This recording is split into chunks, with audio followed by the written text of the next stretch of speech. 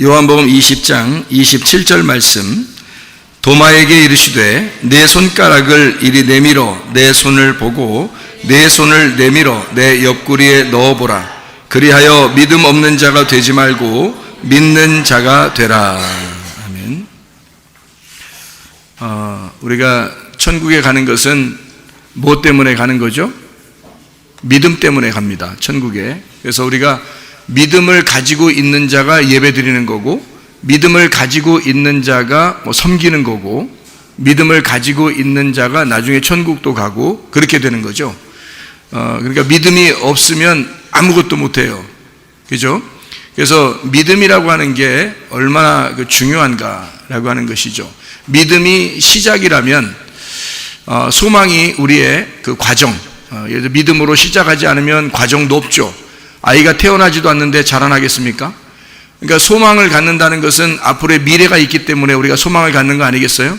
아이가 자라날 것을 생각하고 있기 때문에 소망을 갖는 거죠. 그래서 믿음을 가지고 출산하면 그러면 소망을 가지고 살아가게 돼요. 그러다가 뭐가 완성이 되면 사랑할 때 완성이 되죠. 그래서 결혼식 할 때 보면 부모를 떠나 아내와 연합하여 한 몸을 이룰지니라. 이제는 부모의 간섭에서 벗어나야 된다. 이제 결혼하는 순간 부모의 간섭에서 벗어나서 한 가정을 이룬다. 이게 완성이죠. 그러니까 결혼하게 되면 사랑의 완성을 이루는 겁니다. 그죠? 그럼에도 불구하고 또 메워놓고 막 그러면 안 되죠. 하나의 가정이고 하나의 어른이 됐단 말이에요. 그것을 인정해 줘야 되는데 그러지 않고 자기한테 메워놓으면 안 되죠. 자녀들이 부모에게 효도하고 싶어서 연락도 한번 할 수 있고요. 또 찾아뵐 수도 있고 그럴 수는 있어요. 근데 부모가 메워놓을 의무는 없습니다. 이제는 어른이 돼서 부모를 떠난 거거든요. 그게 성경적인 것이고, 부모는 아이들한테 간섭을 해서는 안 됩니다. 그게 정상적인 성경의 그 규칙이에요.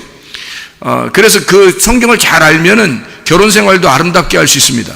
그런데 성경을 모르는 사람들이 결혼 생활이 뭔지를 모르니까 그냥 막 올가미처럼 이렇게 메워놓고 마치 그 자기의 그 수하에 있는 것처럼 그렇게 여기는 사람들이 많아요. 남편이 아내에게 그런 사람이 있죠. 또 부모가 자녀들한테 또 그런 사람들이 있습니다.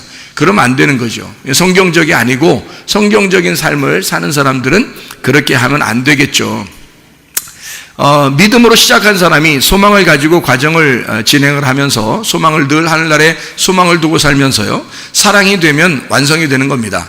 한마디로 말하면 처음으로는 율법으로 시작했다가 나중에 은혜로 맞춰야지, 은혜로 시작했다가 율법으로 맞추면 안 되죠. 그러니까 맞추는 것은 사랑이라고 하는 은혜로 맞춰야 되는 거죠. 처음에 믿음으로 시작했으니까 믿음으로 가다가 또 믿음으로 끝나는 거죠. 그러니까 처음에 다 마찬가지예요.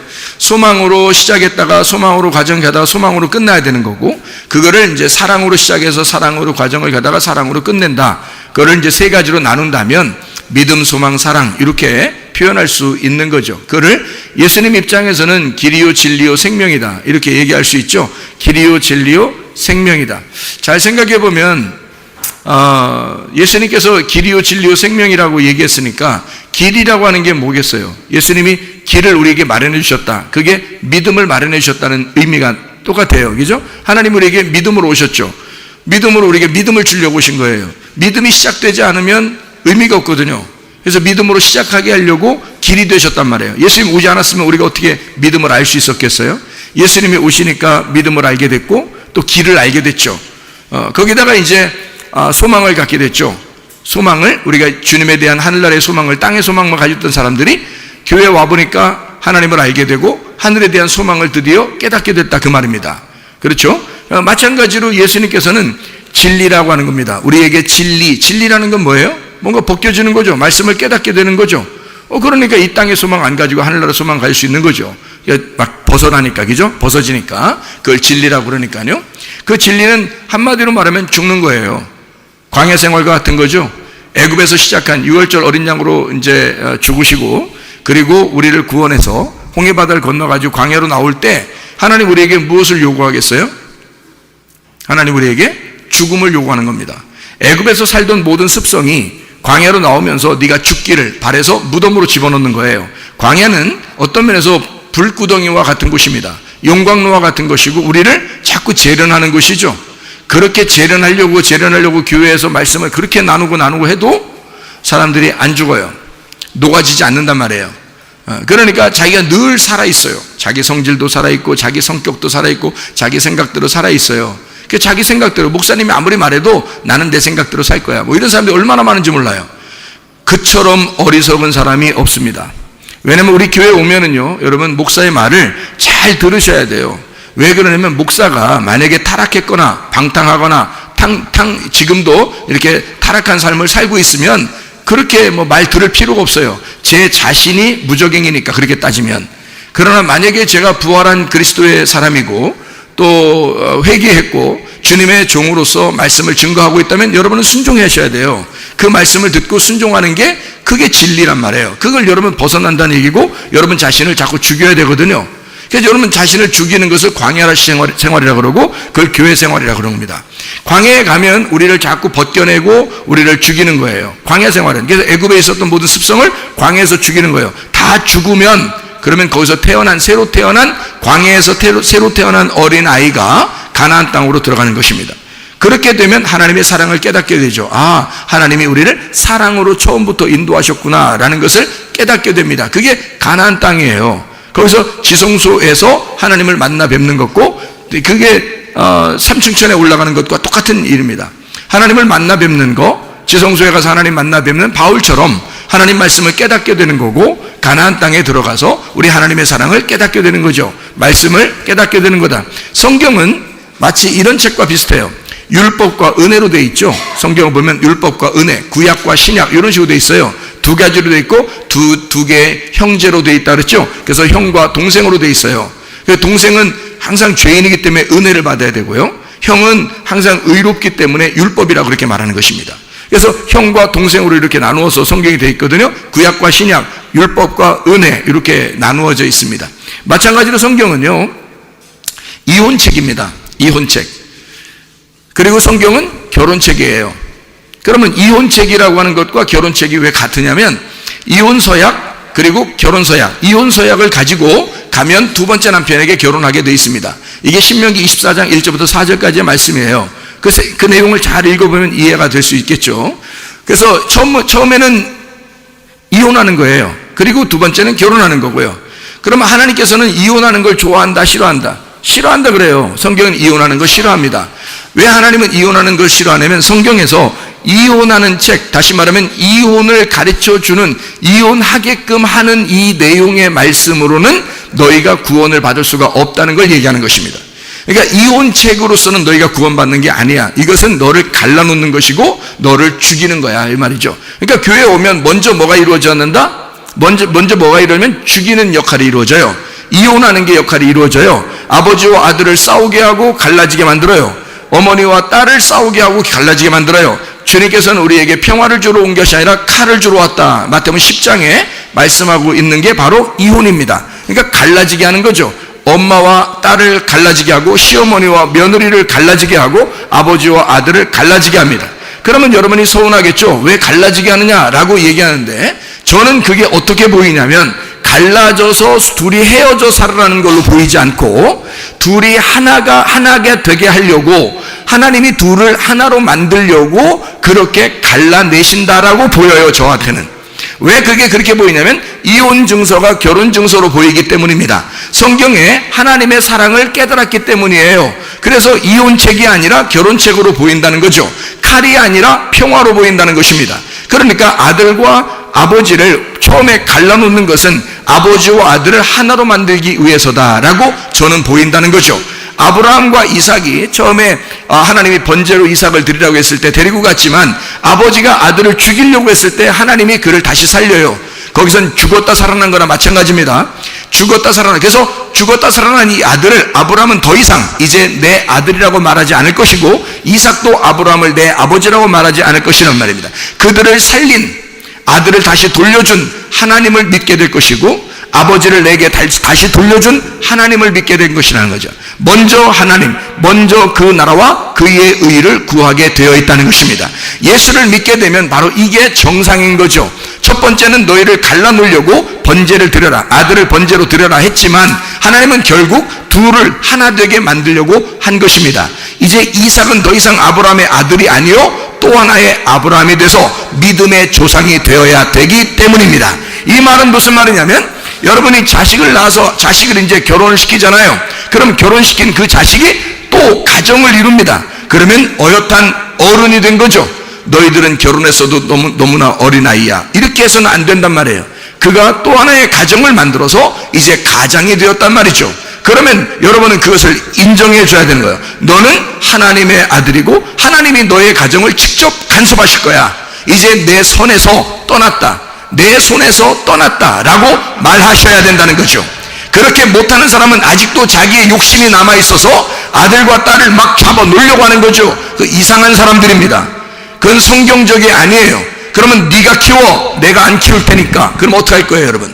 하나님의 자녀가 돼서 이삭이 또 하나의 아브라함, 믿음의 조상이 되게 만들어야죠. 다시 말하면 부모를 떠나, 아브라함을 떠나 이삭이 믿음의 조상이 되게 만들어 놓는 장소가 모리아산이에요. 번제 드리는 그 장소란 말입니다. 성경의 원리는 항상 똑같아요.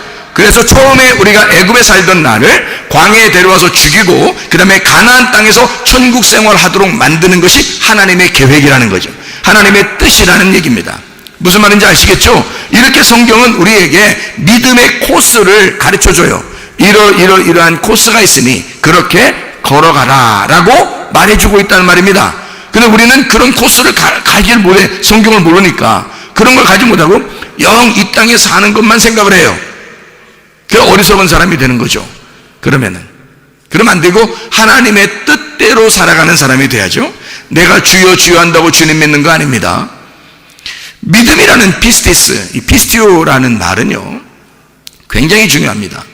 요한복음 3장 16절에 하나님이 세상을 이처럼 사랑하사 독생자를 주셨으니 이는 저를 믿는 자마다 멸망치 않고 영생을 얻게 하려 하심이라. 자, 어떤 사람이 멸망치 않고 영생을 얻어요? 믿는 자가. 여러분 주님을 정말 믿는가? 여러분은 정말 주님을 믿는가? 주님께 여러분의 모든 것을 맡길 수 있는가? 하나님이 나보다 더 잘할 수 있다고 하는 사실을 믿는가? 내 자녀를 나보다 하나님이 더 잘 키울 수 있다는 사실을 믿는가? 내 돈을 더 잘 관리할 수 있으신 하나님이라고 믿는가? 여러분 내 목숨을, 하나님께서 내 목숨을 원래 잘 주관하시는 하나님이심을 믿는가 하는 거죠. 내가 내 거라고 생각하는 것들을 하나님이 뺏어가시는 것은 축복입니다. 왜냐하면 내가 내 거라고 생각할수록 뺏겨야 되는 거예요. 그럼 잃어버리는 거죠. 이혼시키는 거죠. 그런데 하나님이 다시 그렇게, 아이고 그래 내 포기하리라, 하나님께 내 모든 걸 맡기리라 했더니 하나님이 다시 다 돌려줘요. 그게 아브라함과 이삭의 관계예요. 원리가 똑같잖아요. 왜 성경의 원리는 그때는 그때 그런 사람들이 살았어, 우리는 그렇게 못해? 믿음이 없는 거지. 믿음이 없는 거지. 하나님을 안 믿는 거지. 당신이 하나님을 안 믿는 거지. 그러면 하나님을 믿는다면 성경의 하나님이 성경의 하나님만이 아니라 나의 하나님이 되셔야지. 내가 지금 믿는 그 하나님이 그런 하나님이 되셔야지. 왜 하나님을 못 믿냐 이거예요. 왜 다 자기 거라고 그래? 하나님 거라고 그래? 그게 믿는 거라는 거예요. 성경에 내 뜻대로 마시고 하나님의 뜻대로 되길 원합니다 라고 하는 게 성경이래요. 그러면 성경대로 믿어야지. 왜 성경은 성경이고 자기 생각은 자기 생각이에요? 왜 자기 책을 써요? 이상하잖아. 하나님 말씀을 믿어야지. 자, 무슨 말인지 아시겠죠? 그래서 믿음은 우리나라 말로 피스티오라고 하는 이 믿음이라는 말은요, 우리나라 말로 가장 잘 나타내주는 말이 있어요. 그 글자가 어떤 글자일까? 믿음. 이게 피스티스. 이게 가장 우리에게 가장 적당하게 알려주는 우리나라 글자가 있어요. 뭘까요? 의리입니다. 의리. 뭐 알잖아요. 의리. 하나님은 우리에게 의리를 지키시는 분입니다. 의리를. 자, 여러분은 하나님께 의리를 지키는가? 하나님 앞에 철저하게 의리를 지키는 자가 믿음 있는 자예요. 의리가 믿음이에요. 아니 보통 깡패 세계에서도 의리 안 지키는 막 의리 안 지키면 함부로 대하더라고. 깡패 세계에서 영화 같은 데서 보니까. 네?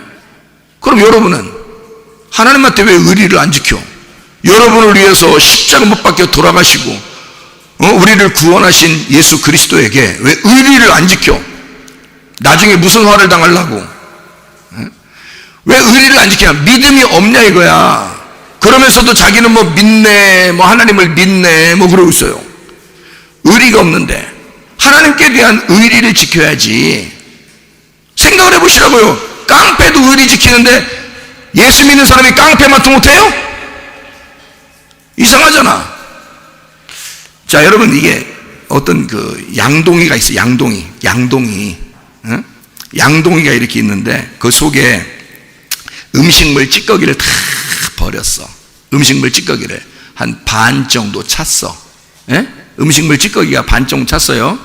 아시겠죠? 이 양동에다가 음식물 찌꺼기가 좀 반 정도 찼습니다. 그 위에다가 물을 가득 집어넣었어. 그리고 난 다음에 한 2시간 지나서 그 양동이를 보면 물이 어때요? 네?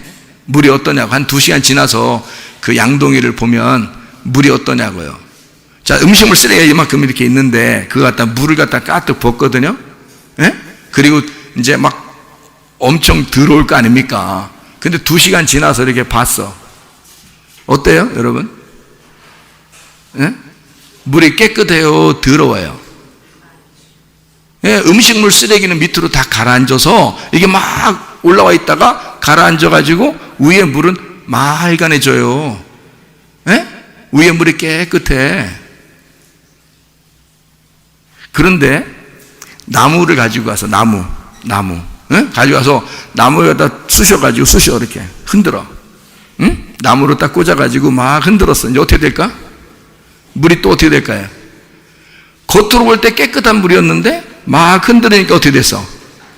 속에 있는 게 다시 올라왔죠? 그럼 물이 원래 이 물은 더러운 물이었던 것을 쑤셔보니까 아는 거야. 맞죠? 그냥 둘 때는 맑은 물이라니까? 근데 쑤시면 아는 거야. 여러분, 속에 음식물 쓰레기 가득 찬 사람이 겉으로 교회 와서 앉아가지고 예배를 드려 깨끗하게 보여. 사람들이 볼 때 깨끗하게 보여. 승질 안 건드니까 깨끗하게 보여. 그렇다가 승질 한번 나게 그냥 확 쑤시면 어떻게 돼? 예? 여러분, 팍 쑤시면 속에 있는 게 또 나와 안 나와? 속에 있는 게 또 확 올라와서 막, 예? 더러운 사람 돼. 그러면 그 사람 속이 지금 구정물 같은 이 음식 쓰레기가 속에 있었다는 거예요? 없었다는 거야? 있었는데 없었던 것처럼 안 그런 척 하고 앉아 있는 거야, 이게. 그러니 이게 어느 날 쑤시면 금방 나와, 쑤시면 금방 나와. 안 쑤시는데도 나오는 사람 별로 없어요.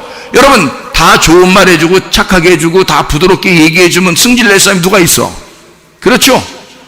그러니까 여러분이 누구 승질 건들지 않으려면요, 그러니까 딱 쑤시면 다 승질 내게 돼 있어. 다 음식물 쓰레기가 속에 다 있어서. 그러니까 승질 건들지 않으려면 어떻게 해야 되냐면, 내가 비법을 가르쳐 드릴게요. 부인이든 남편이든 하여튼 자녀든 부모든 승질 안 건들려면 딱 이렇게 하셔야 돼. 어떻게 하면 좋겠어요? 부드럽게 얘기하면 돼. 부드럽게 조용하게 얘기하고, 막 그쪽에서 승질 확 건드리려고 그래, 나를. 어? 그러면 또 부드럽게 얘기해. 또 승질을 막 하려고 그래? 승질 나게 하려고 그래? 또 다시 부드럽게 얘기해. 부드럽게 몇 번 계속 부드럽게 얘기하면 그쪽 사람이 미안해져. 승질 막 돋구는 게 미안해지고 승질 내는 게 미안해져, 그쪽에서. 그러면 싸움이 안 나. 부드럽게 얘기하면 돼요. 그러니까 여기서 딱 쑤시면 승질 나게 하잖아요? 분명히 다 쏟아나와. 속에 음식물 찌꺼기들이 있었기 때문에. 이게 인간의 마음이야. 이게 인간의 마음이야. 여러분, 어떻게 해야 이게 깨끗한 진짜 물이 될까요? 진짜 어떻게 해야 진짜 깨끗한 물이 될까? 제가 설거지를 이렇게 자주 하거든요. 우리 집사람이 좀 몸이 좀 안 좋다고 할 때가 있고, 그래서 제가 설거지를 자주 해요. 그러니까 우리 집사람은 주부습진이 없습니다.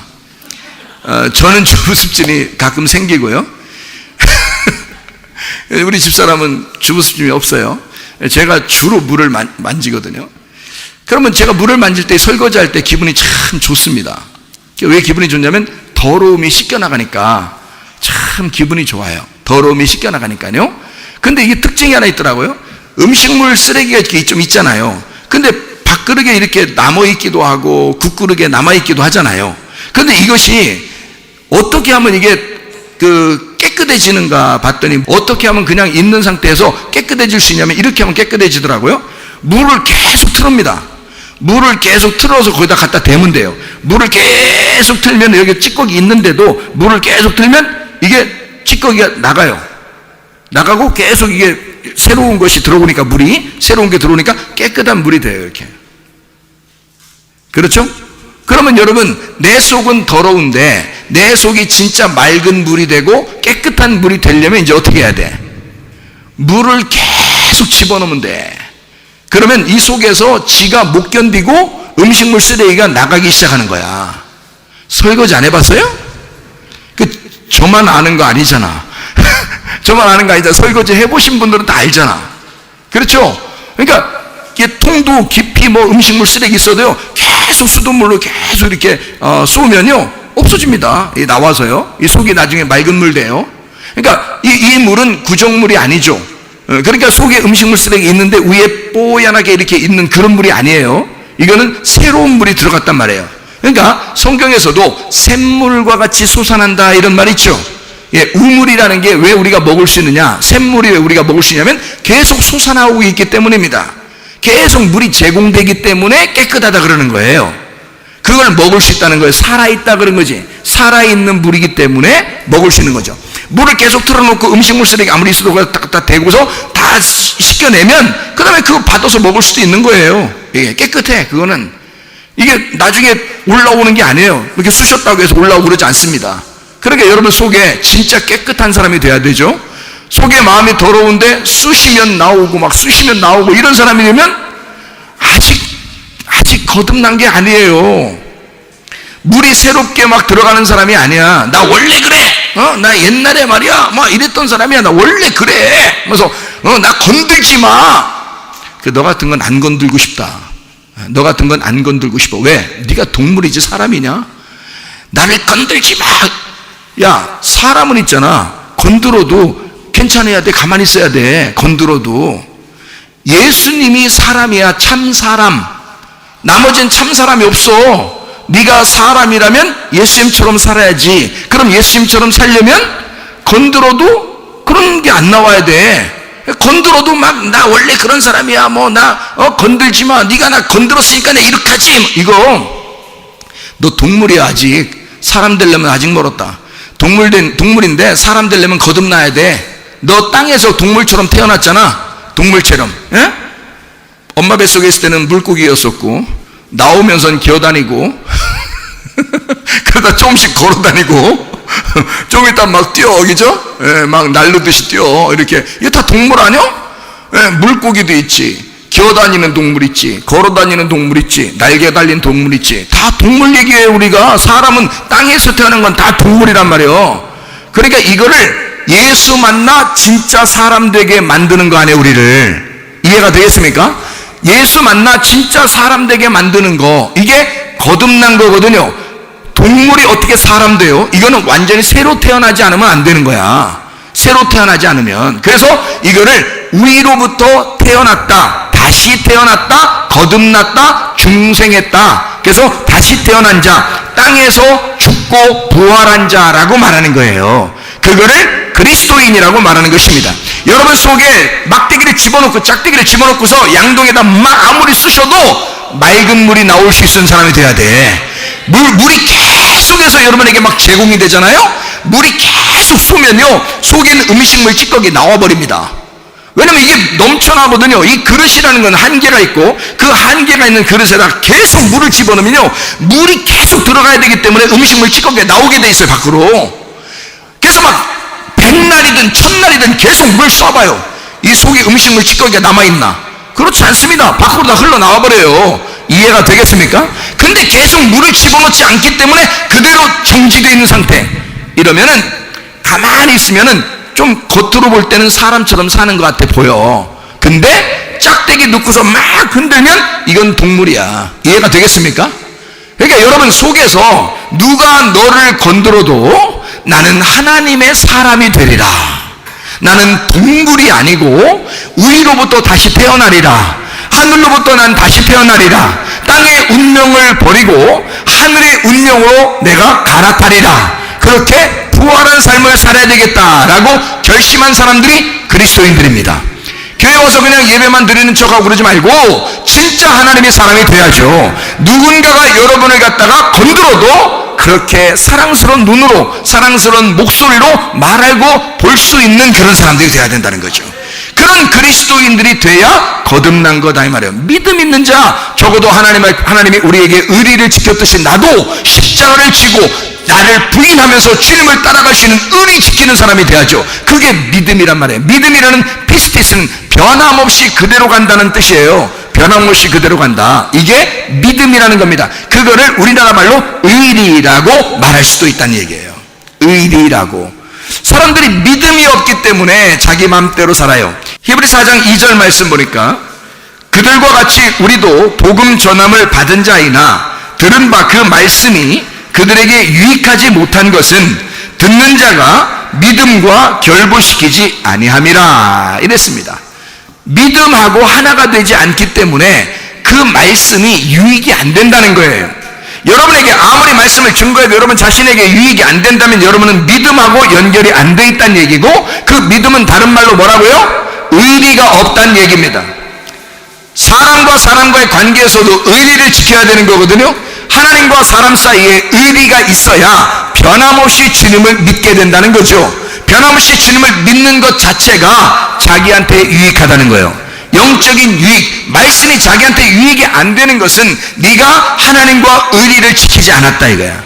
믿음을 갖지 못했다 이거야. 믿음으로 받아들이지 못했다는 거죠.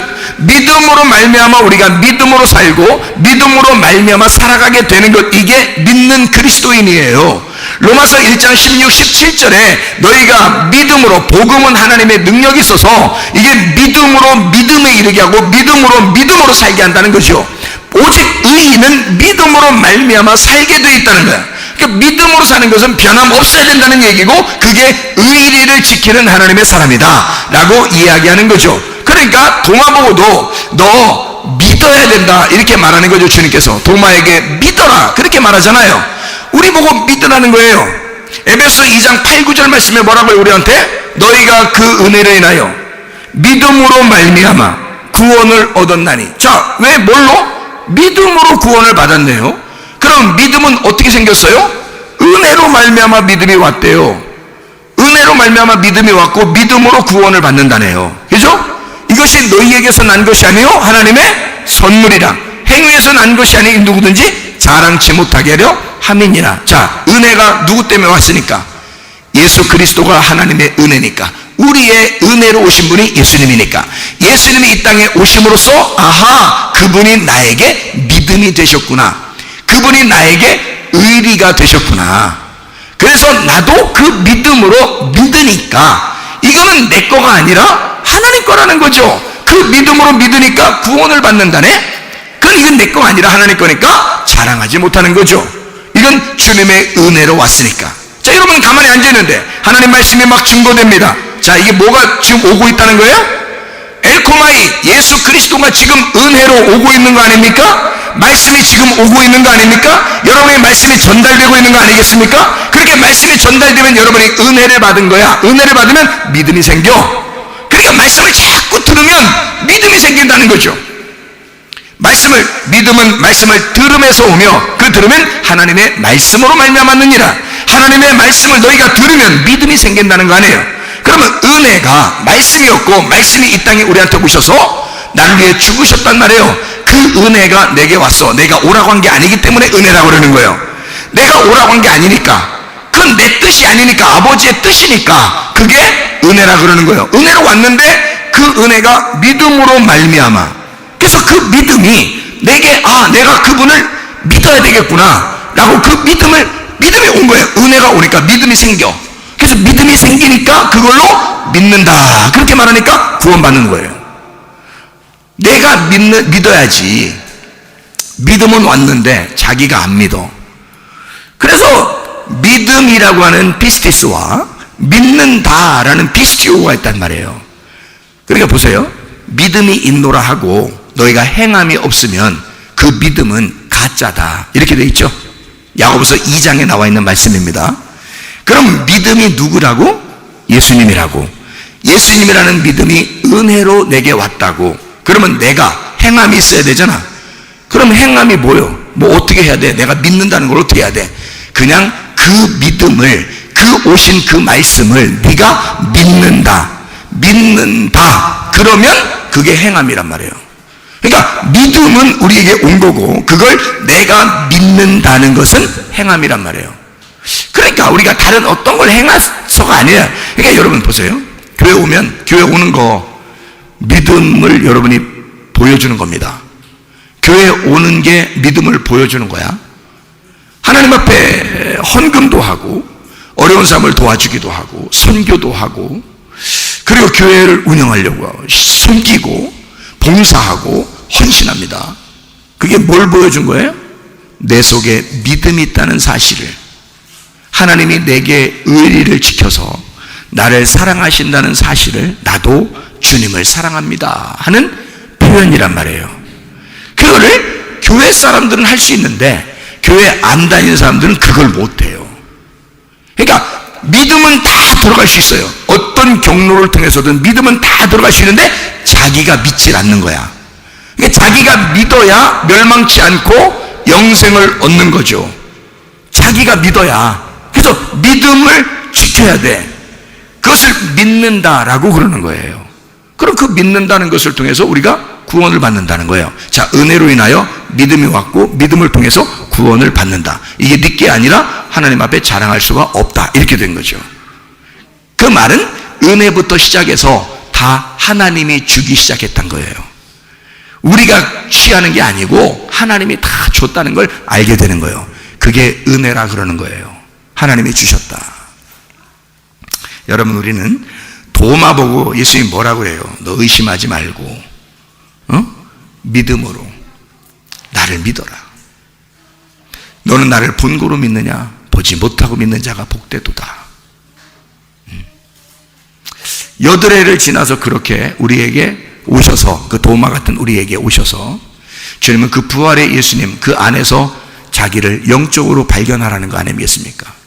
하나님 말씀을 사모하는 사람, 하나님 말씀을 이게 생명이구나, 이게 영이구나 라는 걸 깨닫는 사람, 그래서 그 말씀을 변함없이 지키려고 믿음을 가진 사람, 그 말씀 안에 살려고 하는 사람, 의리를 지키는 사람, 주님을 사랑하는 사람. 그래서 믿음과 소망, 사랑, 사랑이 완성되는 거고요. 길, 진리, 생명, 그게 생명이라는 얘기입니다. 그러니까 생명은, 사랑은 그냥 오는 거야. 찾아오는 거예요. 우리가 그 길에 들어서면 진리를 알게 되고, 진리를 알게 되면 생명은 그냥 오는 거예요. 진리는 나를 벗겨내는 거죠. 말씀을 벗겨내는 거죠. 깨달아지는 겁니다. 이해가 되는 거야. 뜰에 들어오면 성소에 가게 되고, 그리고 지성소로 가게 된다 이거예요. 애굽에서 광야로 오게 되면 나를 불덩어리 속에 집어넣어 나를 다 녹여주시고, 그리고 불순물을 제거하고 깨끗한 새로 태어난 나를, 새 사람을 만들어 그 다음에 가나안 땅에 데리고 들어가는 것입니다. 이게 하나님의 계획이라는 거죠. 저는 도마가 예수 그리스도를 이제 믿고, 그리고 나의 주시며 나의 하나님이십니다 라고 고백한 그 고백이 얼마나 위대한 고백인지 모르겠어요. 제가 볼 때는 이건 뭐 성경의 가장 위대한 고백이 아닌가 이런 생각이 들어요. 자, 나의 주님이시죠? 나의 하나님이십니다. 그러면 우리는 뭐가 되는 거예요? 그분이 나의 주인이니까 나는 그분의 말을, 당신의 말을 내가 따르겠습니다. 이렇게 되는 거죠. 우리 생각이 있습니까? 말씀이 그러하면 말씀을 따르겠습니다. 이러는 거죠. 그죠? 말씀이 주인이 되는 거죠. 여러분, 내가 주인이 아니라 말씀이 주인 되게 하겠습니다. 그런 말이죠. 나의 하나님이십니다. 하나님은 나를 창조하신 분이니까 나는 당신의 피조물이에요. 당신이 하고 싶은 대로 하세요. 당신이 살리시면 살리는 거고 나를 죽이시면 죽는 겁니다. 이렇게 맡기는 그 도마의 고백이 우리들의 그 믿음의 고백이 돼야 되지 않겠다, 이런 생각이 듭니다. 그런 믿음으로 살아가는 우리 모두가 되셔야 합니다. 예수님이 이 땅에 오셨을 때는 말씀이 육체를 입고 오셨다 그럽니다. 그게 요한복음 1장 14절이에요. 말씀이 육체를 입고 오셨다, 그런 말씀을 하고 있죠. 그러면은 예수님이 어떤 분이시라고 나와요? 요한복음 1장 1절에는 예수님 어떤 분이에요? 태초에 말씀이 계시니라. 이 말씀이 하나님을 향하여 하나님과 함께 있었는데 이 말씀이 곧 하나님이시니라. 이렇게. 자, 그럼 보세요. 태초에, 이게 아르케라는 단어인데요. 아르케, 태초 아르케라는 말이 근본이라는 말이고요, 시작이라는 말입니다. 시작, 근본, 시작. 그러면 이 땅에 시작하신 분이 누굴까요? 하나님이십니다. 아니, 시작도 언제 시작되는지 몰라. 우리가 그냥 시작이야, 그게 하나님이야. 끝도 하나님이야. 그럼 우리는 시작부터 끝에까지 그 안에 있어. 그러면 우리는 어디 안에 있는 거예요? 하나님 안에 있는 거지. 우리는 지금 하나님 안에 살아가고 있어요. 그걸 우리는 깨달은 거고, 그걸 모르는 사람들은 그 사실을 모르는 것 뿐이죠. 그러면 시작부터 끝에, 그러면 그 시작이 누구라고? 하나님이라고. 태초에라는 아르케라는 단어가 시작이거든요. 근본이라는 시작이에요. 창세기 1장 1절에 첫 번째 글자가 뭐라겠어요? 첫 번째 글자가?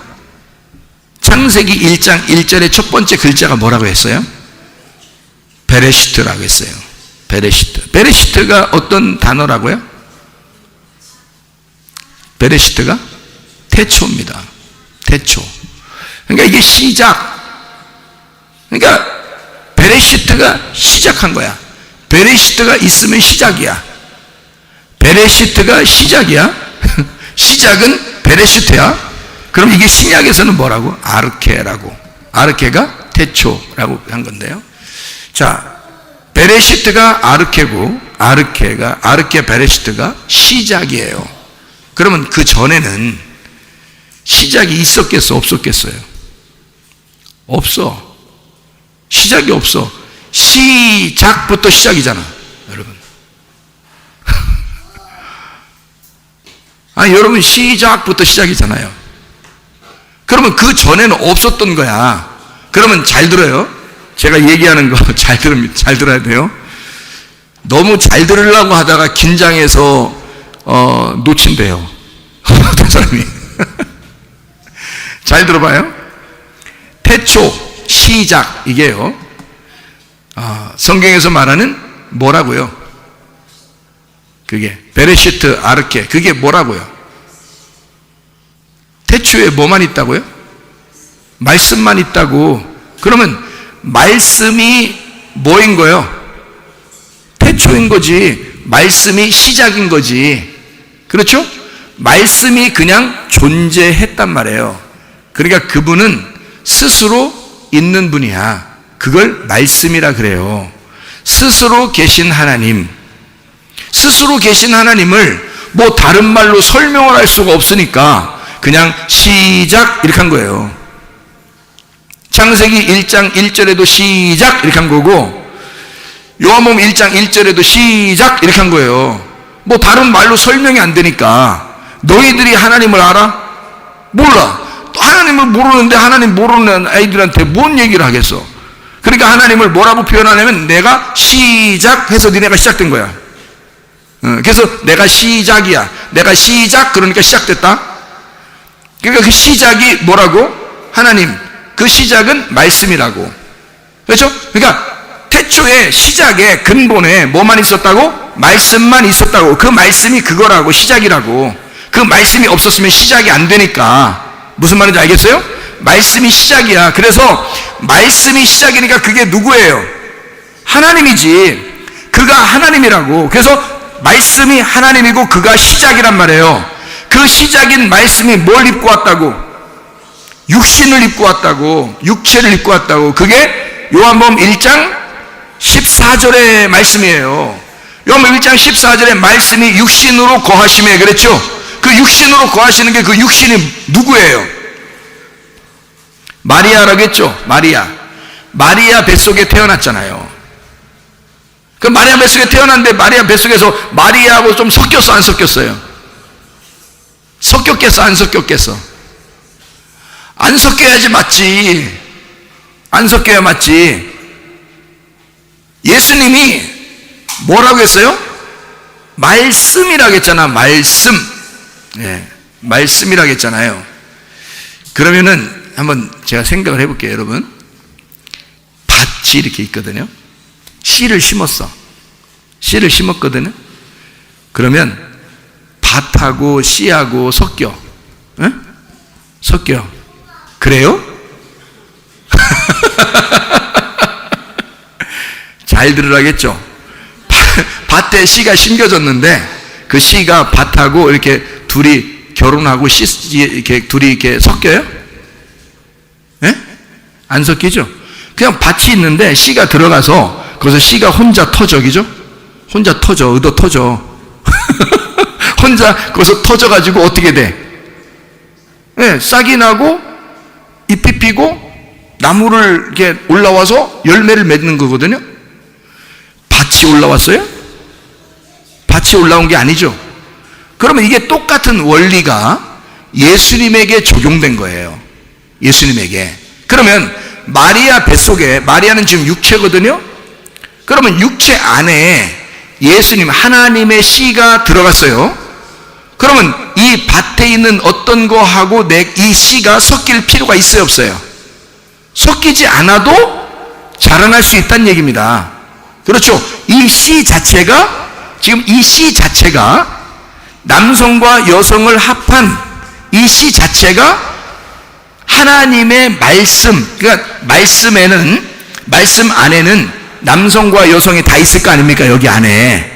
인간을 남자도 창조하고 여자도 창조하고, 식물도 남성을 창조하고 여성을 창조하고, 동물도 여성을 창조하고 남성을 창조한, 이게 다 말씀이잖아요. 말씀 자체가 이게 다 들어있는 거잖아. 그러니까 인간 예수를 하나님의 말씀이 그대로 창조해버릴 수가 있어요, 없어요? 있죠. 예수를 그대로 씨앗을, 완전한 인간으로 그 속에서 씨앗을 만들어낼 수가 있습니다. 그거를 엄마 뱃속에 그냥 집어넣은 거야. 여기다가 집어넣어서, 이게 이해가 안 되니까 사람들이 무슨 생각을 하냐면, 분명히 예수님은 마리아하고 섞였다 이렇게 얘기해요. 마리아 50%, 뭐 하나님 50%. 그래서 하나님이 씨를 집어넣어서 마리아 거하고 50% 섞여서, 그러니까 인간처럼 생각을 하는 거지.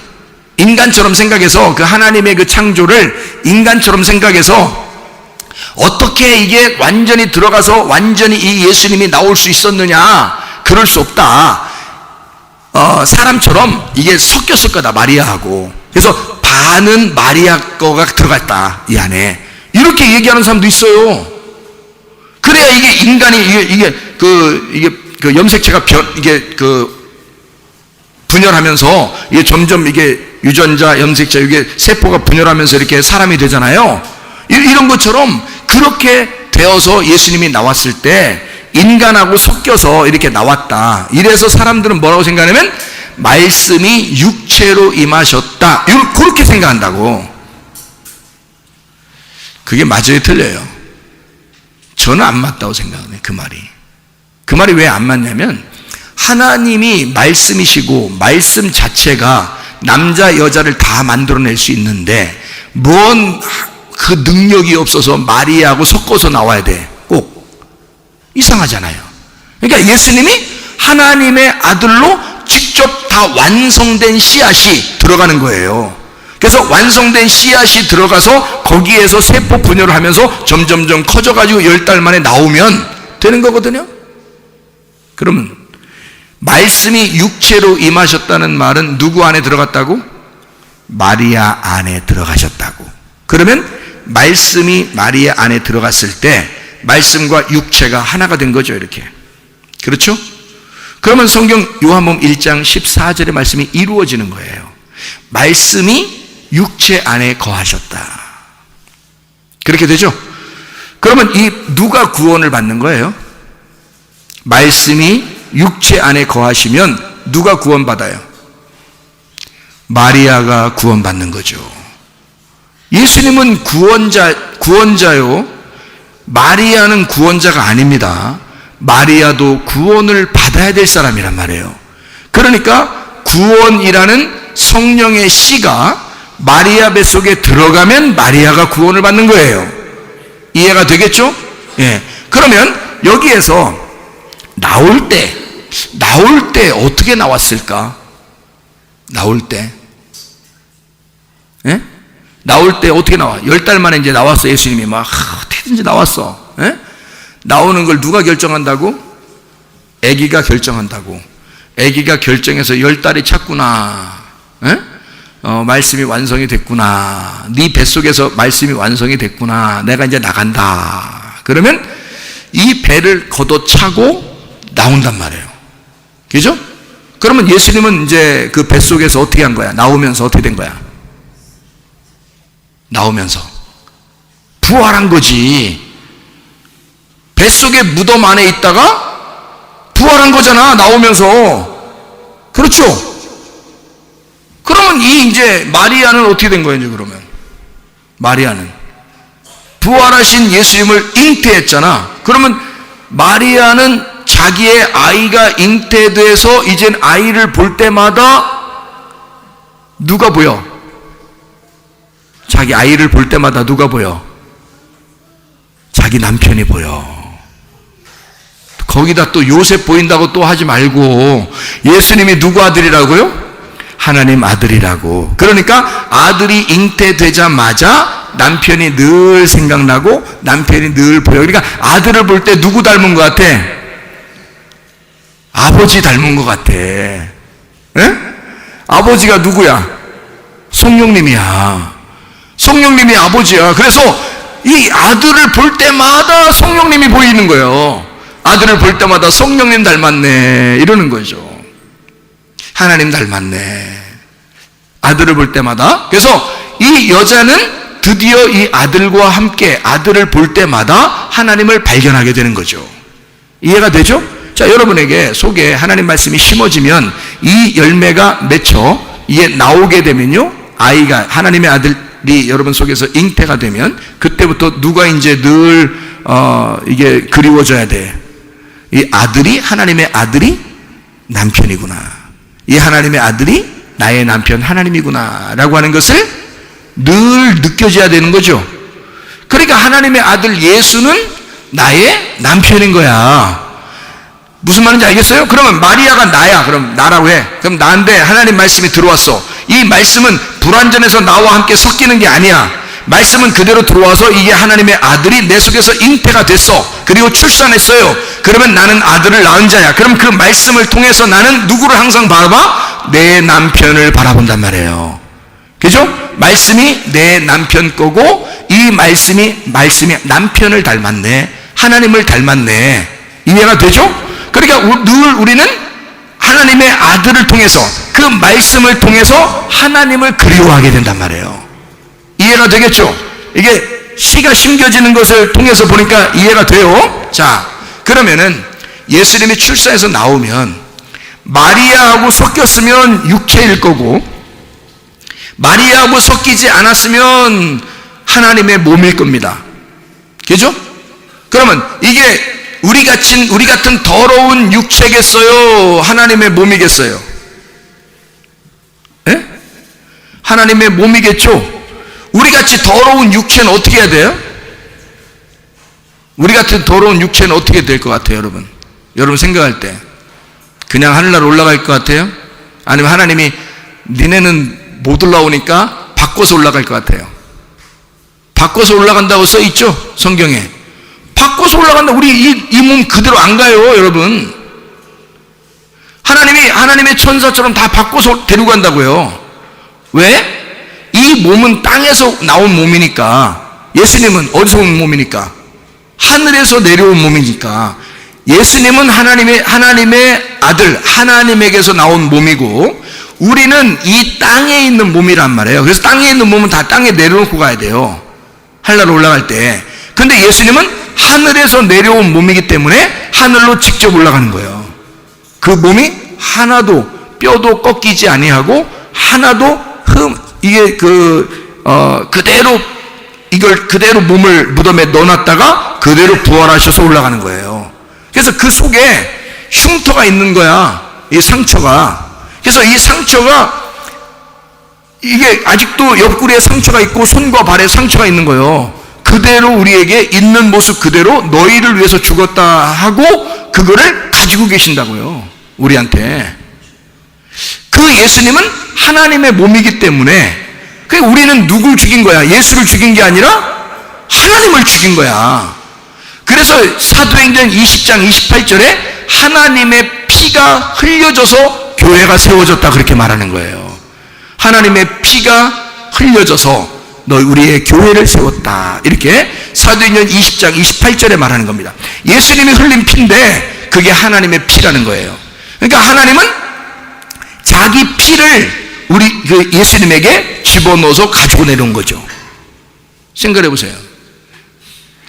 이 땅에 사는 사람들도 다 뭐 때문에 살아요? 속에 피 때문에 살아요.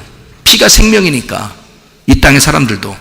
이 땅의 사람의 피를 만드신 하나님이 자기 아들에게는 피를 안 주고 내려보냈겠어요? 하나님 아버지의 피를 그 속에다가 우리의 몸과 똑같이 만들어서 보낸단 말이에요. 그래서 그 피를 아버지의 피란 말이야. 그래서 성경에는 단어를 어떻게 썼냐면 아담을 뭐라고 썼다고요? 아담, 이렇게 썼다 그랬죠? 아담. 아라는 게 하나님이고 담이 뭐라고요?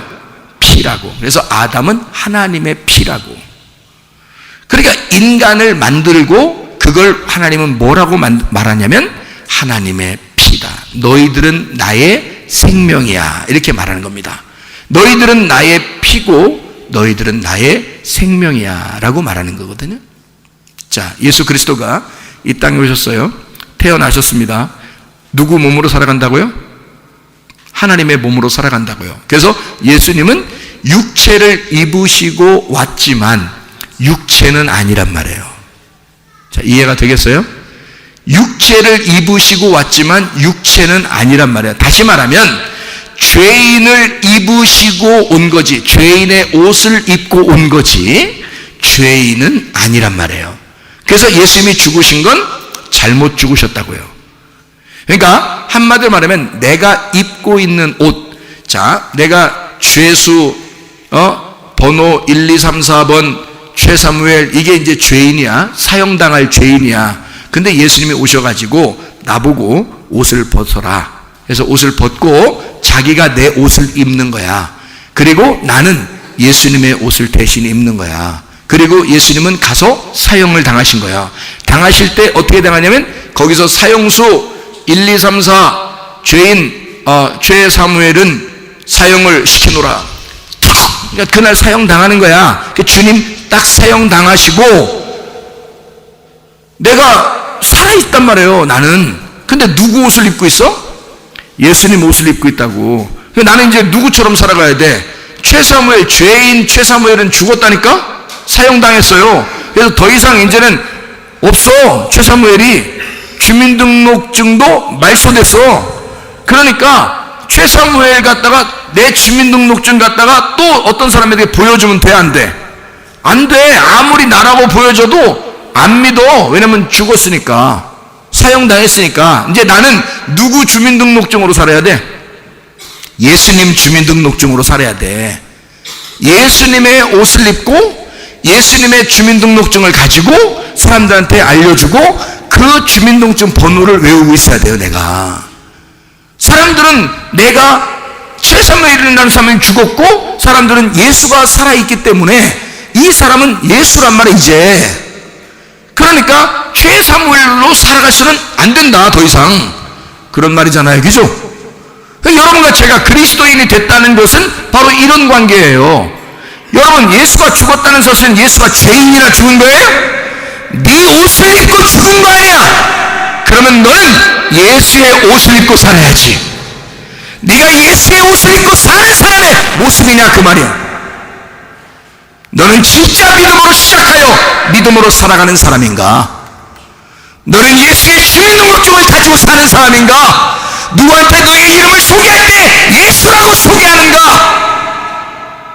너는 왜 네가 죽어야 할 육체의 이름을 가지고 그 옷을 입고 계속 살아가려고 하는가? 그건 이미 예수가 죽었는데, 근데 왜 너는 예수의 주민등록증으로 살아가려고 하지 않고 죽은 너의 이름으로 살아가려고 하느냐 이 말이요. 말이나 되는 소리입니까? 예수님은 육체로 죽으신 게 아니에요. 육체로 죽었다고 말하는 것은 육체를 입으시고 와서 육체를 죽이고 육체를 찢고 그 휘장을 찢는다는 것은 하나님의 그 성소와 지성소의 문을 연다는 얘기야.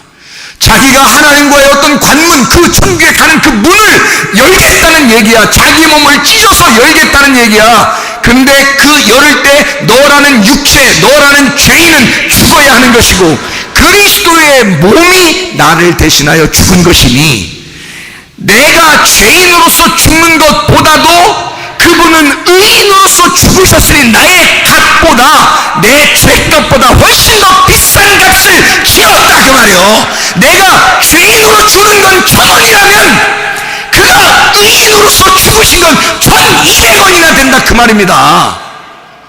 그렇게 죽으셨으니 누가 우리를 더 이상 정죄하겠느냐 그 말이요. 예수 그리스도가 나의 죄를 위해 죽으셨으니, 죄인 아닌 몸으로 더 비싼 값을 치르고 죽으셨으니 우리를 더 이상 죄인이라고 취급하고 싶겠느냐가 말이야. 그렇지 않다. 우리를 끝까지 사랑하고야 말겠다고 결심하시는 분이다. 그러니 여러분, 더 이상 육체로 살지 말라는 거죠. 더 이상 죄인처럼 살지 말라는 거죠. 더 이상 하나님 앞에서 까불고 배반하고 배신하고 의리 안 지키고 그렇게 살지 말라는 거죠. 진짜 예수에게 의리를 지켜야지. 예수는 이 땅에 오셔서 하나님 아버지에게 의리를 지키신 분입니다. 그러면 여러분과 제가 예수의 옷을 입고 살아야 된다며? 그럼 교회에 대한 의리를 지키세요. 예수에 대한 의리를 지키세요. 말씀에 대한 의리를 지키세요. 그게 당연한 거 아니겠습니까? 그게 여러분의 믿음이고 그 믿음이 실천하는 믿음이 되어서 구원을 받게 한다는 거죠. 여러분이 가진 그 믿음이 온전해지려면 그 믿는다가 들어있어야 된다는 거예요. 여러분 안에 믿음으로 말씀을 안 받기 때문에 여러분에게 그 말씀이 유익하지 않다. 그냥 말씀은 말씀이요, 나는 나고 내 생각대로 살겠습니다라고 여전히 생각하고 있으니 네가 죄인이면 네가 하나님을 대적하는 자요, 너는 네가 하나님이라고 하니 하나님이 하나님 보고 너는 사탄이라고 말하는 거 아니겠느냐 이 말이야. 하나님은 그런 너를 사탄이라고 하지 않겠느냐가.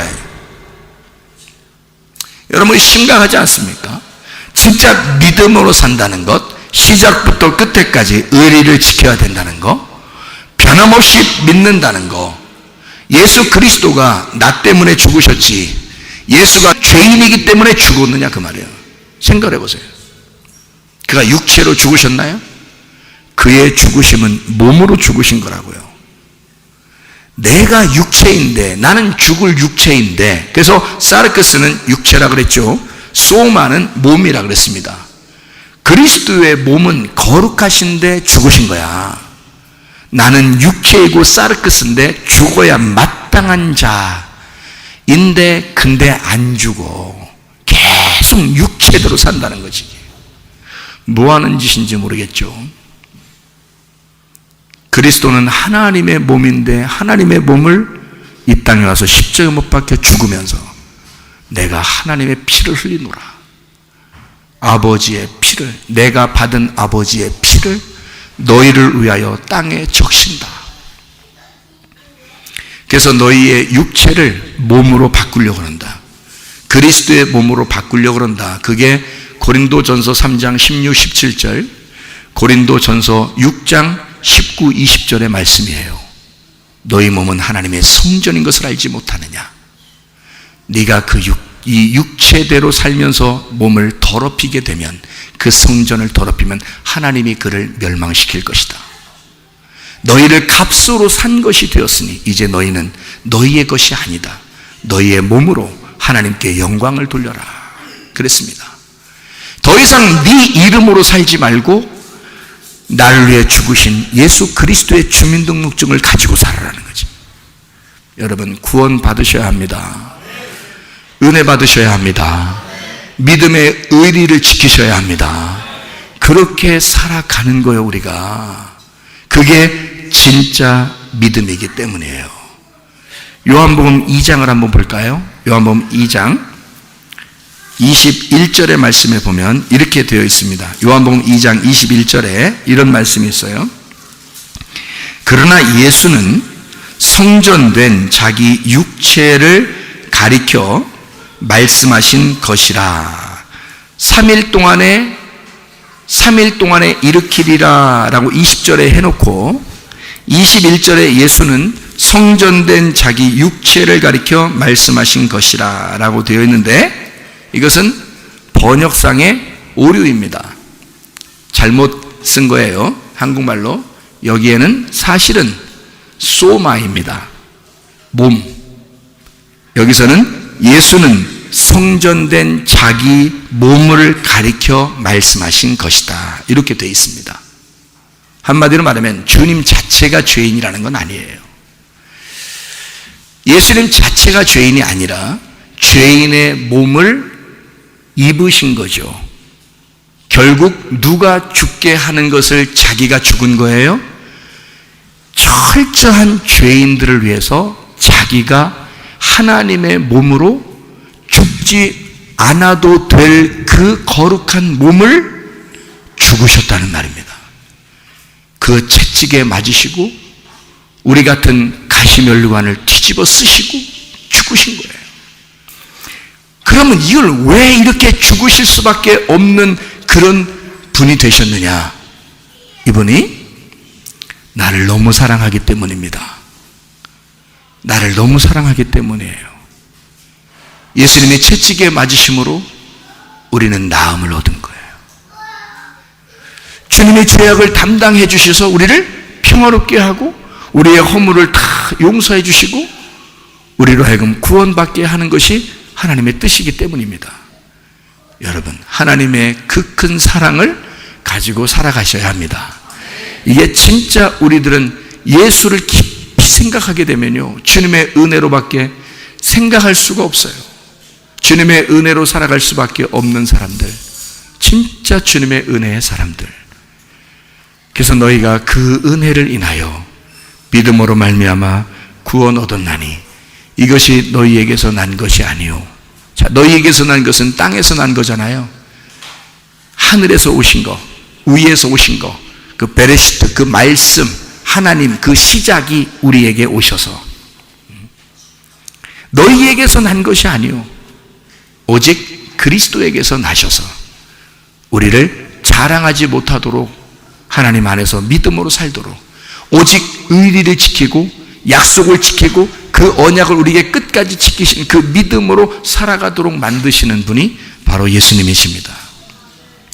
그런 예수님 안에서 여러분, 우리는 건강하셔야 돼요. 그런 예수님 안에서 우리는 행복하셔야 돼요. 그런 예수님 안에서 우리는 기뻐야 돼요. 그런 예수님 안에서 우리는 안전해야 돼요. 그런 예수님 안에서 우리는 복의 사람들이 되셔야 합니다. 보지 못하고 믿는 자들이 더 복되다 할 때 그 복이 행복입니다. 행복, 마태복음 5장에 보면 복 있는 사람은 심령이 가난해진다 그런 말 있죠. 복 있는 사람은 의에 줄이고 목마르게 된다 그런 말 있죠. 복 있는 사람은 화평하게 된다 그런 말이 있죠. 이게 복받은 사람이란 말이에요. 보지 못하고 믿는 자는 복받은 사람이다. 복받은 사람은 보지 못하고 믿게 된대요. 그게 그게 복받은 사람이래요. 그게 행복한 사람이라는 겁니다. 여러분, 저는 아무것도 안 보여도 말씀이 믿어져. 그 말씀이 믿어지는 그 믿음으로 내가 살아갈 수 있다는 게 복이란 말이에요. 그게 진짜 복이라는 거예요. 여러분, 그렇게 믿어지시면 그게 여러분에게 복받았다, 너 정말 행복한 사람이구나 라고 주님이 말씀하신다, 그 말이에요. 그러니까 우리는 다 행복한 사람들이 되시라고, 건강한 사람이 되시라고, 축복받은 사람이 되시라고. 왜? 하나님이 그걸 원해. 하나님이 그걸 원하신다고. 우리한테 기쁨으로 사는 걸 원하신다고, 행복하게 사는 걸 원하신다고. 하나님이 그걸 원하신다고. 부모는 내가 고생해도 좋으니 너는 고생 안 하고 행복하게만 살았으면 좋겠어 라고 생각하는 게 그게 부모예요. 그게 부모라고요. 그냥 네가 행복하고 네가 웃고 그냥 그게 좋아. 그냥 자녀가 그냥 웃으면 뭐 때문에 좋아하는지도 모르지만 행복해. 부모가 그래요, 안 그래요? 부모님들 그렇죠. 애들이 좋아하면 이상하게 뭐 때문에 좋아하는지도 모르는데 어쨌든 그냥 좋아. 부모가 제가 저렇게 행복해 하는구나, 제가 저렇게 좋아하는구나 하면 그냥 좋아요. 근데 막 자녀가 막 힘들어해요. 그러면 부모가 어때요? 마음이 또 왜 그래 꼭 물어보고 싶어요. 왜 꼭 물어보고 싶어요? 내가 어떻게 좀 해결해 줄 수 있는 게 있나 하고 물어보고 싶어서 그런 거야. 그렇죠? 그냥 듣고서 계속 고생하게 만들려고 듣는 거 아니에요. 자꾸 물어보고 그러는 거는 내가 어떻게 해결해 줄 수 있는 게 있나 하고 찾는 거야. 그렇죠? 그게 부모 마음이야. 이해가 되죠? 하나님 아버지가 자기 아들을 자기 몸을 입혀서 보냈어요. 그러면 그분이 죽으시면서 과연 우리를 어떻게 생각하실까? 나는 너희들이 행복했으면 좋겠다. 나는 너희들이 건강했으면 좋겠다. 나는 너희들이 항상 웃었으면 좋겠다. 그리고 늘 나한테 얘기했으면 좋겠다. 그리고 항상 감사했으면 좋겠다. 그게 항상 기뻐하라, 쉬지 말고 기도하라, 범사에 감사하란 말이에요. 그게 아버지의 뜻이라는 거야. 그게 얼마나 행복하고 좋겠어요. 항상 기뻐하고 쉬지 말고 기도하고 범사에 감사하라. 이는 너희를 향하신 하나님의 뜻이니라. 여러분, 이렇게 건강하시고 행복하고 안전하고 평안한 그런 여러분 모두가 되시기를 바랍니다. 기도하겠습니다. 하나님 아버지, 사랑과 은혜를 감사를 드립니다.